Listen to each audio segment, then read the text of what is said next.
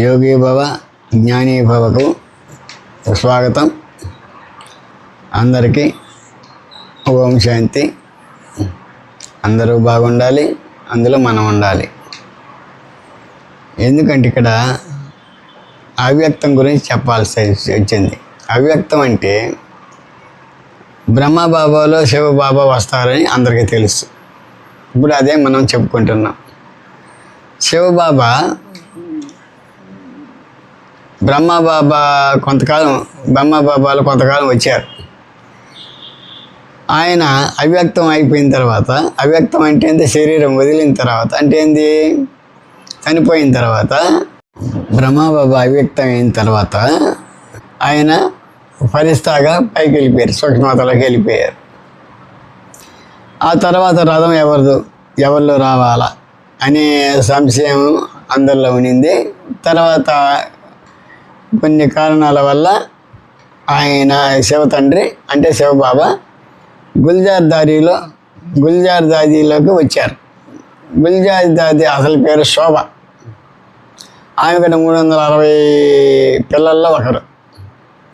ఆ గుల్జారి దావి ఆయన చాలా పవిత్రమైనది. ఆయన శివబాబా ఆ శరీరాన్ని ఎన్నుకున్నారు. చాలా మౌనంగా ఉండేది, పవిత్రంగా ఉండేవాళ్ళు, అందరికీ సహాయం చేసేవాళ్ళు, మురళి ఆమె చెప్పేవాళ్ళు. ఢిల్లీ ఇన్ఛార్జిగా ఉంది, ఒకప్పుడు ఉండేది. ఇప్పుడు ఆమె అవ్యక్తం అయిపోయింది కదా. అవ్యక్తం అయిపోయిందని మీకు తెలుసు. కాబట్టి శివబాబా రెండవ రథం ఎవరు? గుల్జార్ దాది. అంటే ఆమె లౌకిక పేరు అంటే మామూలుగా వాళ్ళ నాయన వాళ్ళ అమ్మ పెట్టిన పేరు శోభ. ఆమె చాలా పవిత్రురాలు. ఆమె కష్టాలను అనుభవించింది. దాదీలందరూ ఒకప్పుడు బాగా కష్టాలు అనుభవించారు. ఎటువంటి కష్టాలు? చిన్న రూమ్, అక్కడనే పండుకోవాలా, అక్కడనే క్లాస్ చెప్పాలా, అక్కడనే నిద్రించాలా, అక్కడనే భోజనం చేయాలి. అప్పుడు అట్టుండే.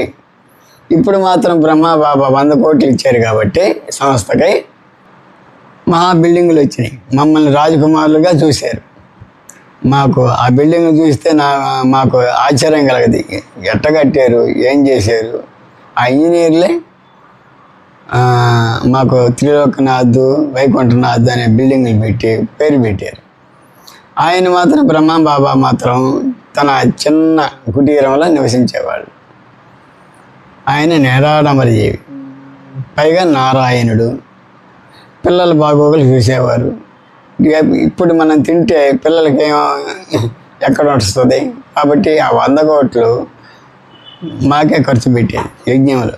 ఈ యజ్ఞాన్ని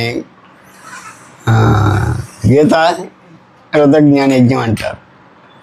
అంటే మామూలుగా చెప్పాలంటే శ్రీ అశ్వమేధ అవినాశి గీతా రుద్రజ్ఞానం అంటారు. రుద్రజ్ఞాన యజ్ఞం. ఈ రుద్రజ్ఞాన యజ్ఞంలో అందరూ సమిధలు. ఎవరు? ఈ బ్రాహ్మణ పరివారం అంటే అక్కయ్యలు, అన్నయ్యలు. ఈ సంస్థకి సేవ చేసేవాళ్ళు. ఈ సంస్థకి సేవ చేసేవాళ్ళు అంటే ఇష్టపడే సేవ చేస్తారు కదా. ₹1 ఇచ్చినా శివబాబా చాలా మెచ్చుకుంటారు. పేదవాడు ₹1 ఇచ్చినా, ధనికుడు ₹1,00,00,000 ఇచ్చినా రెండు సమానం. అటువంటి విధానం దీనిలో ఈ సంస్థలో ఉంది. కాబట్టి ఎవరి పాటికి వాళ్ళకి, ఇది చిన్నది, ఇది నేను ఇస్తే ఏమనుకుంటారో అనే అవసరం లేదు. కాబట్టి ఒక పిడికెడు బియ్యమైనా, ₹1 డబ్బులైనా శివబాబా బండారంలో వేయాలి. శివబాబా బండారం అంటే శివబాబా హుండీలో వేయాలి. హుండీలో తెచ్చి శివబాబాకి చెందద్ది. ఆ హుండీ నుంచి మనం తీసుకోవాలి. ఇది రూలు. అంటే శివబాబాలో హుండీలో పడిన ధనము మనం ఉపయోగించుకోవచ్చు. అక్కయ్యలు సమానంగా ఉపయోగిస్తారు, సేవకు ఉపయోగిస్తారు. వాళ్ళు కూడా ఉపయోగించగలరు కదా. మధువనం కూడా పంపించాలి. ఆ డబ్బుల్లో ఎంత అయితే అంత, ఎంత వస్తే అంత, ₹1 వచ్చినా పంపించాల్సింది. ఇది రూల్. ఇది శ్రీమతం యొక్క రూలు. కాబట్టి ఈ శివబాబా గుల్జార్ దాదీలో వచ్చారు కాబట్టి రెండవ వ్రతం అయింది. ఇప్పుడు గుల్జార్ దాదీలో ఆమె కూడా అవ్యక్తం అయిపోయింది. ఇప్పుడు ఎవరిలో రావడం లేదు. ఎవరిలో రావడం లేదంటే కోర్సు పూర్తయింది. ఈ లక్ష్మీనారాయణ అయ్యే చదువు, ఇది కూడా ఒక చదువు కదా, ఇది విశ్వవిద్యాలయం చదువు. ఈ బ్రాహ్మణ పరివారం ఈ కోర్సుని రెఫరెన్స్ చేస్తున్నారు. అంటే ఈ కోర్సుని మళ్ళీ రివిజన్ చేస్తున్నాం. మా పాటికి మేము రివిజన్ చేస్తున్నాం. శివబాబా రోజు మళ్ళీ వినిపిస్తున్నారు. సందేశకులకు పోయి సందేశకులు శివబాబా దగ్గరికి పోయి ఆయన చెప్పినట్టు విని ఆ సందేశకుల కిందకి పైకి పోయి, అంటే సందేశకులు పైకి పోయి, అంటే పైకి అంటే ఆత్మలో ఆ మనసును తెలుసుకొని శివబాబా చెప్పినట్లు వీళ్ళు రాసుకొని మళ్ళీ మనకి ఈ మురళిని వినిపిస్తున్నారు. ఇప్పుడు ఇంకా కొంతకాలం ఉంది. ఈ సంఘం 90 సంవత్సరాలు పూర్తి అయినట్టు ఉంది. ఇంకా 10 సంవత్సరాలు ఉంటుంది. ఈ 10 సంవత్సరాల్లో కలియుగం పూర్తి అయిపోద్ది అని మాకు శివబాబు చెప్పారు. అంటే హఠాత్తుగా ఏది చెప్పిరాదు కదా. కాబట్టి ఇప్పుడు వైజ్ఞానికులు 2026లో నవంబర్లో ఏదో ఒకటి జరుగుతుంది అవాంతరం. ఇది అందరు నమ్ముతున్నారు.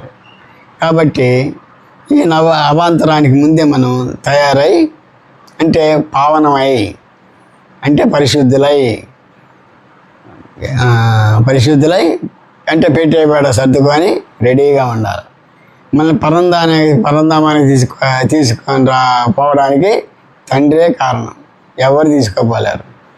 ఏ సాధు సజ్జనులు తీసుకోవాలి. ఏ సుందర చైతన్యుందా, ఏ వివాహానందుడు, ఏది తర్వాత గణపతి సత్యనారాయణ స్వామి కానీ తీసుకోపోలేరు.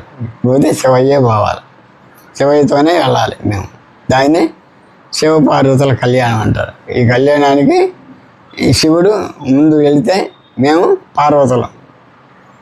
అందుకని మేము బ్యాడ్జీ తగిలించుకుంటాం. మాకు మంగళసూత్రం, మేమంతా పార్వతులం. కాబట్టి శివయ్యే మమ్మల్ని తీసుకెళ్తారు. ఎక్కడికి? పరంధామానికి అంటే మూలవతనానికి. కనుక ఈ జ్ఞానములు, ఈ రుద్ర జ్ఞానములు గీతా రుద్ర జ్ఞానం అంటారు.